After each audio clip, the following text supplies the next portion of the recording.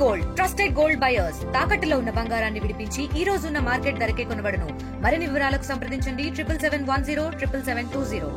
తొక్కిసలాట జరిగినటువంటి సంఘటన ప్రాంతానికి సీఎం చంద్రబాబు నాయుడు చేరుకున్నారు. ఏదైతే జిల్లా కలెక్టర్ అదేవిధంగా టీటీడీ చైర్మన్ టీవీ అందరూ కూడా సీఎం గారితో పాటు వచ్చారు. ఏదైతే మనకు తొక్కిసలాట జరిగినటువంటి ఆ గేటు వద్ద సీఎం గారు వెళ్ళి పరిశీలించినటువంటి పరిస్థితి, ఏదైతే పార్క్ లోపలికంతా కూడా వెళ్ళి ఏదైతే ఈ గేటు ఏదైతే పార్క్లో ఉన్నటువంటి వెనక 2 గేట్లు ఉండగా ఆ గేట్లు ఎందుకు ఓపెన్ చేయలేదనేసి అని కూడా అధికారుల మీద సీఎం ఆవేశాన్ని వ్యక్తం చేసినటువంటి పరిస్థితి అయితే మనం చూడవచ్చు. అదే తరుణంలోనే ముందు ప్రధానంగా ఏదైతే భక్తులంతా కూడా ఈ యొక్క టోకెన్ జారీ క్యూ లైన్ మీదనే అందరి చూపు ఉంటుంది. ఈ తొక్కిసలాట జరిగే సమయంలో ఎందుకు ఎనకొండ పార్కులో ఉన్నటువంటి వెనక 2 గేట్లు ఎందుకు మీరు యూజ్ చేసుకోలేదనేసి ఇక్కడ అధికారులని సీఎం నిలదీసినటువంటి పరిస్థితి. ఏదైతే ఇట్లా సంఘటన స్థలం జరిగినటువంటి ఈ యొక్క ప్రదేశాన్ని పూర్తిగా సీఎం చంద్రబాబు అయితే మొత్తం పర్యవేక్షించారు. ఏదైతే ఎక్కడ లోటుపాట్లు జరిగింది, అసలు మీరు ఎందుకు ఇంత నిర్లక్ష్యంగా వ్యవహరించారంటూ కూడా అధికారులను మందలించినటువంటి పరిస్థితి అయితే కనబడుతుందనే చెప్పాలి. ఏదైతే ఇక్కడ సంఘటన అన్నది చాలా విషాదకరమైనటువంటి సంఘటన.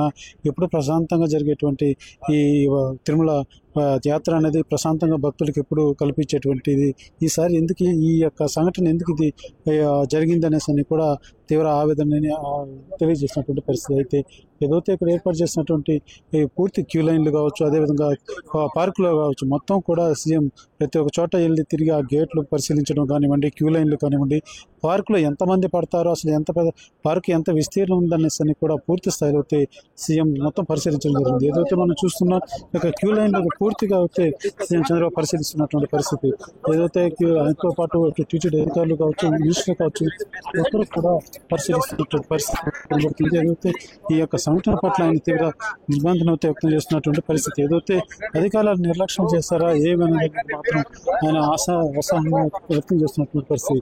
ఏదైతే ఏర్పాట్ల పరంగా మీరు ఏం చేస్తున్నారంటూ కూడా అధికారులతో పూర్తి స్థాయిలో చంద్రబాబు నాయుడు విచారిస్తున్నటువంటి పరిస్థితి అయితే మనకు కనబడుతుంది. ఏదైతే క్యూ లైన్లు ఏర్పాటు చేసినటువంటి క్యూ లైన్లు, ఏదైనా టోకెన్ జారీ చేసేటువంటి సెంటర్ వద్ద కూడా ఆయన నడుచుకుంటూ వచ్చి ఇదంతా కూడా పరిశీలిస్తున్నటువంటి పరిస్థితి. ఏదైతే పార్కు మొత్తం కూడా ఎందుకు ఇంతటి ఇలాంటి పరిస్థితులు ఎందుకు లేవైతే ఎందుకు వచ్చిందనేసి అని కూడా పూర్తి స్థాయిలో అయితే అధికారుల దగ్గర క్షుణ్ణంగా తెలుసుకునేటువంటి ప్రయత్నం అయితే చంద్రబాబు చేస్తున్నారని చెప్పాలి. ఏదైతే ఓవరాల్గా ఈ యొక్క సంఘటన పట్ల మాత్రం సీఎం చంద్రబాబు తీవ్ర ఆవేదన వ్యక్తం చేశారు. ఇది సంఘటన చాలా దుర్మార్గమైనటువంటి సంఘటనని ఆయన ఆవేదన కూడా తెలియజేసినటువంటి పరిస్థితి.